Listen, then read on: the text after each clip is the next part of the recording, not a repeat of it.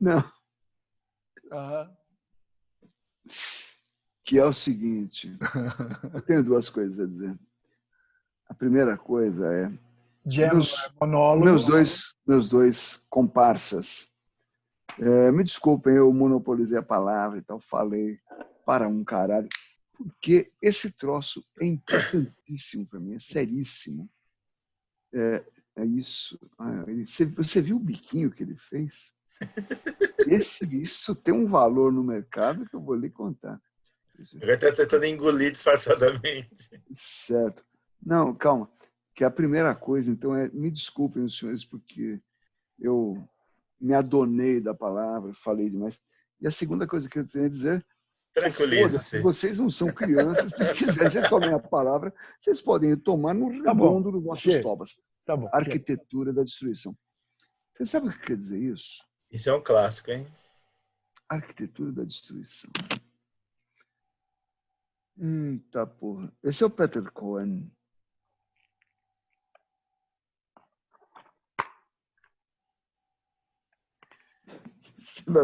O DVD é redondo.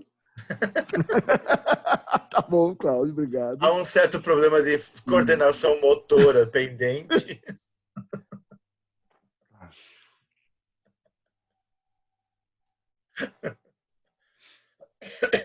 Arquitetona da destruição. Então,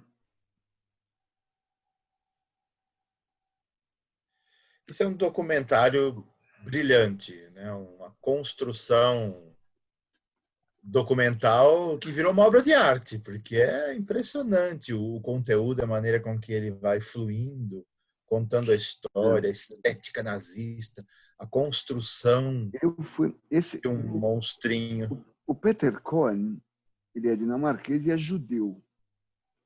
A família Cohen é eu não sei se é Silva ou quase isso. Me disse um Cohen.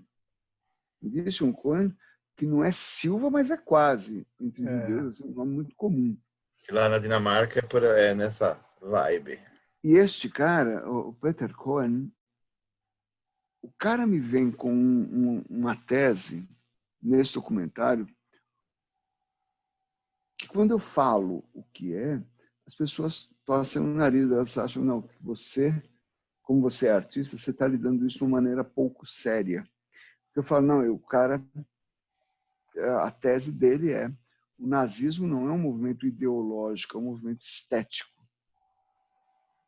E como as pessoas não sabem o que é estética e se recusam a aprender, elas acham que estética é firula, é frufru, é frescura. É simplesmente brutal demais, assim, que realmente ele argumenta, ele cria a noção de que o econômico era quase que um colateral, né? E aqui a gente está vendo imagens do material, né? Que é da exposição, né? Arte degenerada. Da arte degenerada. Kunst. De um fragmento aí de um programa, acho que alemão. Mas, assim, vale a pena buscar alguns fragmentos, né? Inteiros. Bons para assistir. Olha só. A arquitetura, a palavra arquitetura, na raiz significa arquiteto, significa o mestre de obras. Nossa, que nojo. Que é isso? E mas isso cruz? É estética. Isso é estética. Estética, estética. Eu não sei se as pessoas estão assim, se lembram. Esse cara, Roberto Alvim, ele foi, graças aos deuses da arte, ele foi durante pouco tempo secretário de Cultura desse soi-disant governo que temos no Brasil. E aí, por conta deste vídeo, ele foi mandado embora, ele tomou um pé no rabo. Por quê? Muito bom. Ótimo que ele tenha sofrido. ótimo que ele tenha sofrido. Esse cara foi falar de cultura e ele se vestiu com um terno, você veja as lapelas do terno, você veja a gravata fina. O cara se veste fora de nossa época. A la Goebbels, fora de nossa época. A la Goebbels. Goebbels Olha. é o ministro da propaganda nazista. Que, veja bem, talento e caráter não são duas coisas que andam juntas. Um grande talento e um bom caráter nem sempre estão juntos. O Goebbels era genial na comunicação. E ele era um filho da puta de cima e embaixo. Não era muito grande de cima e embaixo, porque ele era baixinho. De cima e embaixo dele era resumido. Ministro das Comunicações, né? Ministro das Comunicações, ministro da Do propaganda. Partido Nazista. Este cabelinho todo puxado para trás e tal. E esse Roberto Alvim vai e coloca um trecho de um discurso do Goebbels, de Joseph Goebbels. Ele coloca um trecho, um discurso do Goebbels nesse vídeo que ele fez, nessa Na fala dele. apresentação que ele fez. Porque ele não fez isso por acaso, não foi sem querer, não foi acidente. Ele quis dizer, porque isso é o que o texto diz, que a partir de agora as coisas vão mudar. A partir de agora as coisas vão mudar. Vamos lembrar que quando as pessoas me falam que eu sou artista, Ward Marx, eu sou artista, entre outras coisas. E quando eu digo que determinada pessoa de péssimo caráter, um grande filho da puta ou uma grande filha da puta, era artista e filha da puta, as pessoas falam, mas como é que pode um artista ser assim? Ué, pessoas. Hitler era um artista. Você já começou a falar. Né?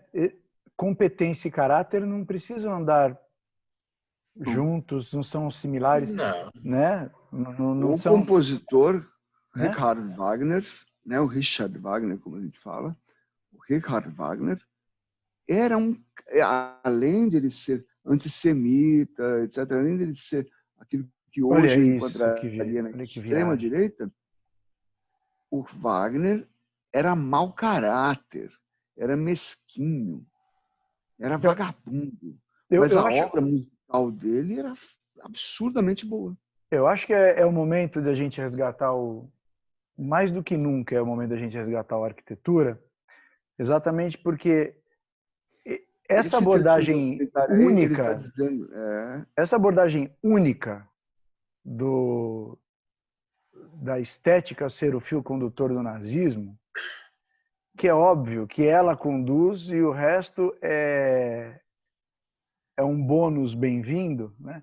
É absolutamente fundamental, porque a eugenia que está implícita, isso aqui é o trabalho do Hitler, de aquarela. Ó. Isso, as obras dele. As obras dele. Ele é um aquarelista, pintor. E ele é recusado na academia porque dizem que não é talentoso. O modernismo já estava rolando e isso seria convencional demais. Né? Em Viena, Hitler escreveu isso no Mein Kampf. Os judeus não me deixaram ser artista. Agora eles terão que lidar com o político. E é absolutamente importante para mim. Depois que eu li isso, eu nunca deixei de pensar nessa frase do Hitler quando eu tinha que reprovar algum ator na escola de teatro. Porque a eugenia está no subtexto que está acontecendo. Nós estamos datando o vídeo porque é importante. E eu, como os meus amigos sabem, eu não assisto filme de nazismo. Filme não. Eu assisto documentário porque é ferramental. E esse é um desses fundamentais. Eu já passei para todo tipo de curso de comunicação, de design, tudo que eu ensino. Eu também. Porque esse constrói raciocínios, constrói massa crítica. Sim. E assim, não existe eugenia, não existe raça superior. tudo é erro. O que existe são adaptações locais. O darwinismo social não existe. Existe uma fantasia coletiva isso. uma fantasia coletiva. E de vez em quando alguém volta e resgata esta porcaria toda. Isso não é verdade, isso não é útil, isso não se sustenta.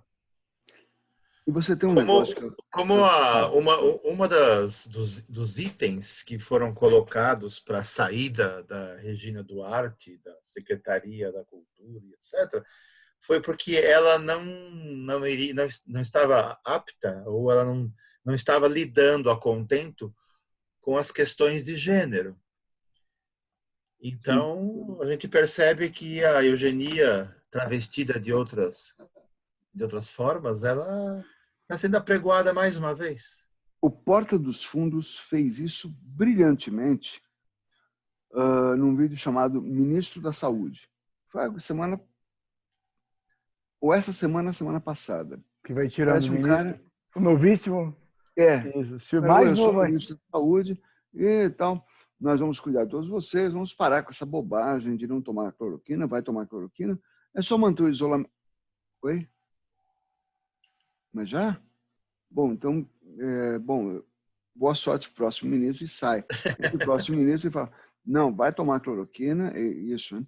E não, vai que isolamento nada, vai todo mundo trabalhar. O que é isso? E aí, cada vez que um deles começa a fala alguma coisa contrária ao regime.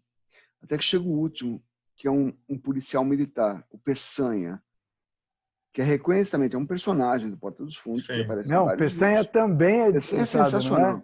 Então, ele é o último. Não, ele é dispensado, não é? Então, mas ele é o último que aparece, e ele fala, não, vai ser assim, vai ser na porrada, não gostar, a gente leva lá para 38DP e a gente conversa e tal.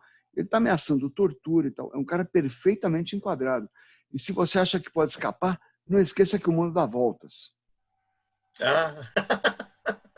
Como não dá voltas? Claro que não dá volta? Acaba aí. Não, porque não dá volta porque é plano. É plano, né? Tá fixo, plano. tá? Pô, é plano. É assim, ó. Claro, chama planeta. Né? Se fosse redondo, Sim, chamaria nós somos planeta. três terraplanistas. Eu sou terraplanista, eu acredito mesmo que o planeta é um pedaço de pizza, né? E por isso que no Brasil tudo acaba em planeta, em pizza. Tem pizza. Assiste lá, no Netflix está lá o tal do a Terra Plana, o documentário. É muito legal. É muito legal. Eu recomendo ao terraplanista, para que você perceba o que você está fazendo.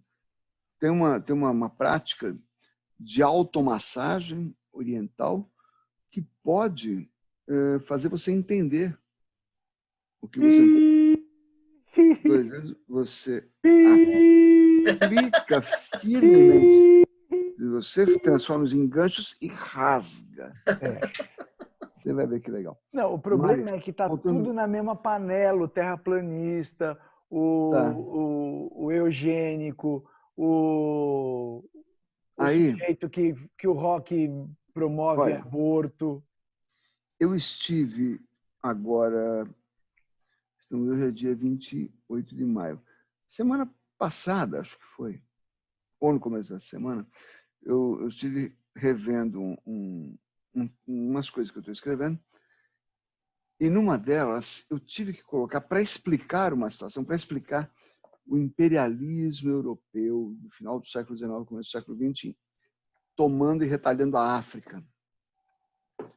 E eu peguei e assim, você fica mostrando foto de pessoas com braço amputado, indianos acorrentados, chineses embriagados de ópio. Eu falei, não. Eu peguei um poema.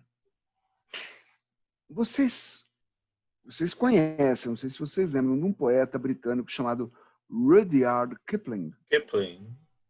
Mowgli. Mowgli, é o cara que escreveu um livro chamado O Livro da Jungle, que a gente conhece com o nome artístico de Mowgli, o Menino Lobo. Mowgli, isso. 。 Pois o seu Rudyard Kipling, Ele é um britânico nascido na Índia. E este cara escreveu um poema que condensou uma ideia muito interessante na época. O fardo do homem Do homem branco. branco. Eu me sinto mal quando eu leio isso daí. É terrível, terrível. Terrível. Mas não é um ato propagandista de um governo. Não foi um governo que escreveu isso e divulgou. Até o Era de texto uma ali, claro. pessoa afinada com o que o governo pensava, sem dúvida. E ele diz, no começo do poema, diz: Tá ali, ó. tomai o fardo... tá aí. Olha lá. Assumir, né? Tomai o fardo do homem branco. Deixa eu tirar aqui o... Assumir o fardo do homem branco. Enviai os melhores dos melhores. vossos filhos, condenai vossos filhos ao exílio, para que sejam os servidores de seus cativos, para que velem pesadamente ajaezados os povos sublevados e selvagens, povos recém-dominados, inquietos, meio demônios, meio infantis. Assumi o fardo do homem branco, tudo que fizerdes ou deixardes servirá a esses povos silenciosos e consumidos para pesar vossas mercadorias e vós mesmos. Quando ele fala isso, ele não está falando vamos sangrar essa cambada de vagabundo até o fim. Ele está dizendo são meio demônios e meio crianças. Amigo espectador, se você quiser ter uma ideia do que é isso, tem um filme, o filme é americano, mas ele conta uma história inglesa. O filme chama Zulu, que é um tempo em que britânicos estavam brincando de extermínio na África. É esse, Zulu. É violentíssimo esse filme. Esse não. Com Michael Caine. Michael Caine, é esse mesmo. O filme é brilhante. O filme é brilhante. Por quê? Você assiste o filme, você tem ali uma centena de ingleses num acampamento meia boca, e os Zulus, o povo Zulu, a nação Zulu, se revolta e parte para cima dos caras. Os Zulus têm as armas que eles usam contra outros povos africanos. Estamos no final do século XIX, começo do século XX. Os Zulus têm lanças e têm aqueles escudos elipsoidais, sim, feitos com uma armação de madeira revestida de couro. Esses são os escudos que eles têm. Sim. Os ingleses têm fuzis, revólveres e canhões. E eles não têm o menor pudor de abrir fogo contra os caras. Mas é assim, tem uma centena de ingleses contra, sei lá, 2.000 Zulus ou mais. Mas o filme é feito por Hollywood. Então você sente, é da Metro-Goldwyn-Mayer, você sente nesse filme de que lado está o cineasta. São os mocinhos contra os bandidos. Os bandidos aqueles estão selvagens lá. absurdos. Os bandidos estão nas terras deles, inclusive. Estão nas terras deles. Certo. É a mesma coisa que assistir um filme que se chama Little Big Horn. Little Big Horn, que é a história do massacre da 7ª Cavalaria. Isso. Little Big Horn. Little Big Horn. Big Horn é um tipo de gado que se criava no oeste, que tem um chifre imenso. Aquilo que o texano gosta de pôr na frente da picape, sim, aquele chifre gigantesco, é o Big Horn. Então, o nome parece esquisito, né? Little Big Horn parece o pequeno chifrão. Não é. Não é isso daí. Isso aí é o bode Big Horn.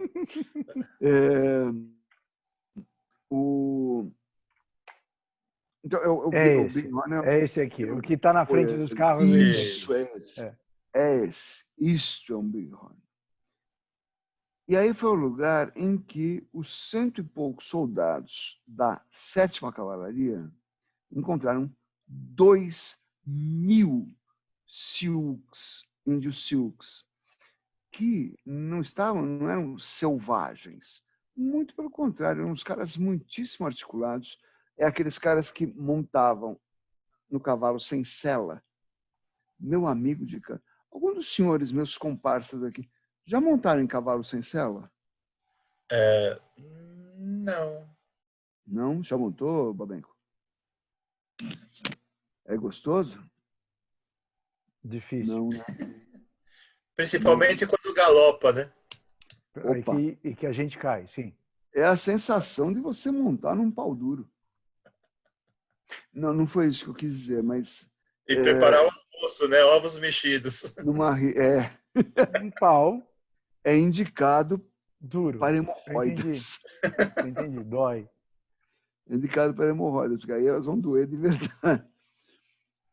E aí, Ah, nesse filme, a 7ª Cavalaria é massacrada. Da 7ª Cavalaria, sobraram 3 seres vivos. Ali onde teve o combate, em Little Bighorn, sobrou uma mula. E sobrou mais um cara e um cavalo. Porque teve uma hora que eles falaram assim, que a gente vai morrer. Fulano, pega o cavalo e vai chamar reforços. Esse foi o cara que escapou. Tem uma cidade nos Estados Unidos que se chama Sitting Bull, Touro Sentado. A cidade se chama Touro Sentado, que era o líder desses Sioux que massacraram a o 7ª famoso Cavalaria. touro sentado, sim. Aí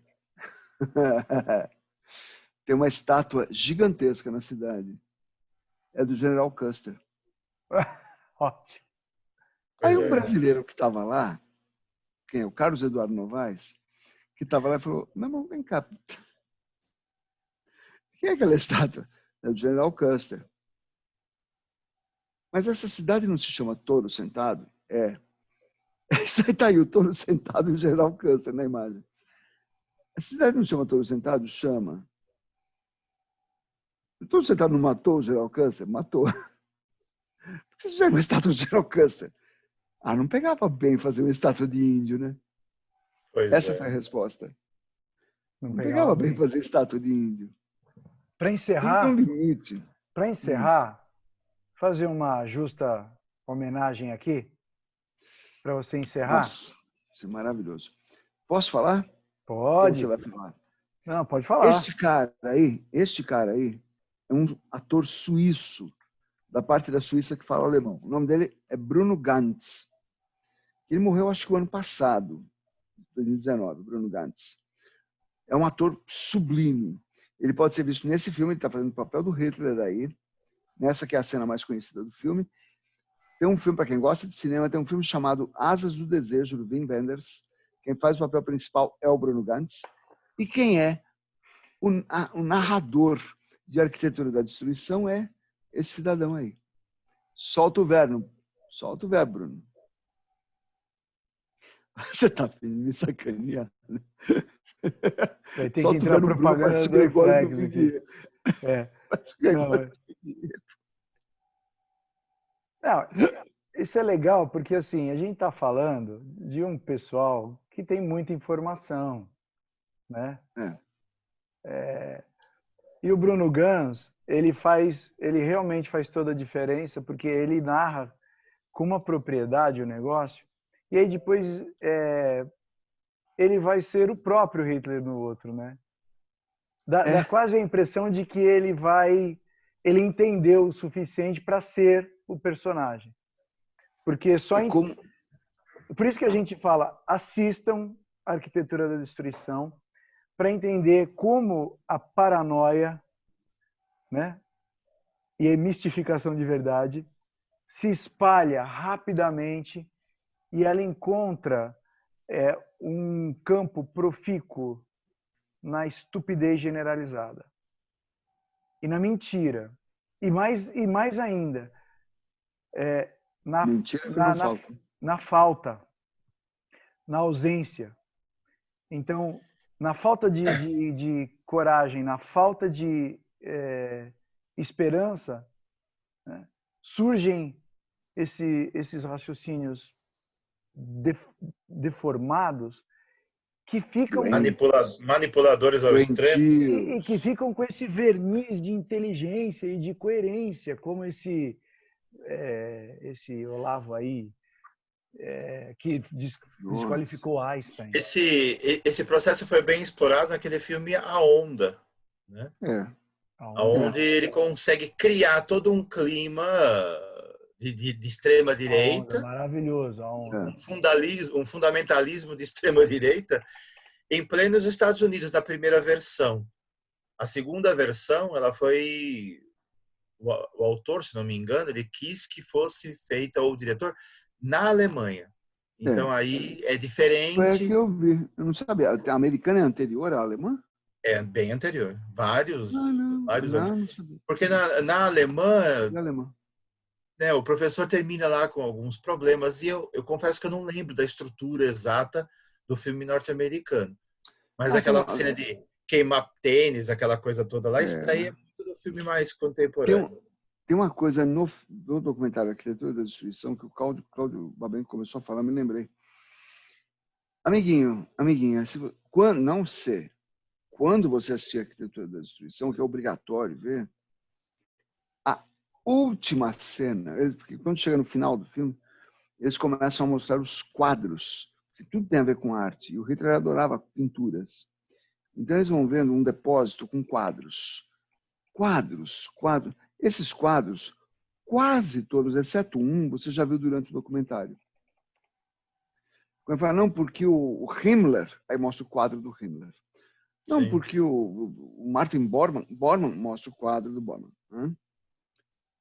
Presta atenção quando eles começarem a mostrar só quadros. Fica ligado, senta. Você está deitado, senta. O último quadro é como o Hitler se via. Com a armadura? Estou procurando.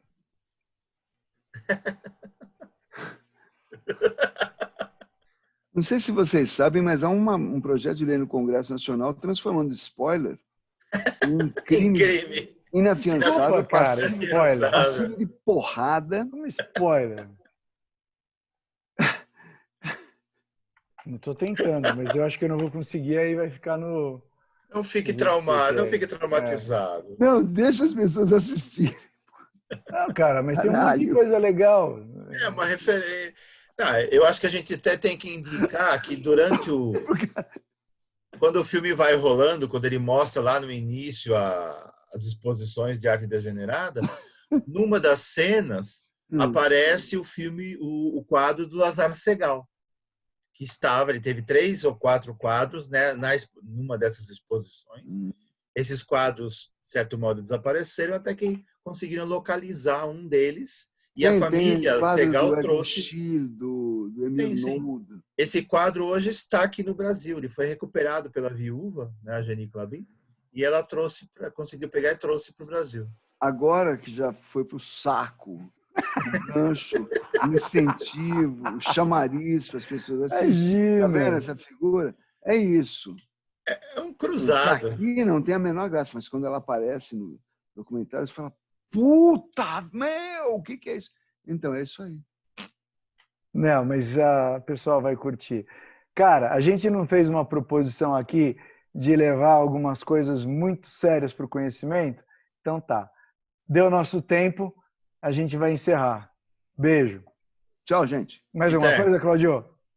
Beleza, vamos lá. Até a próxima. Falou.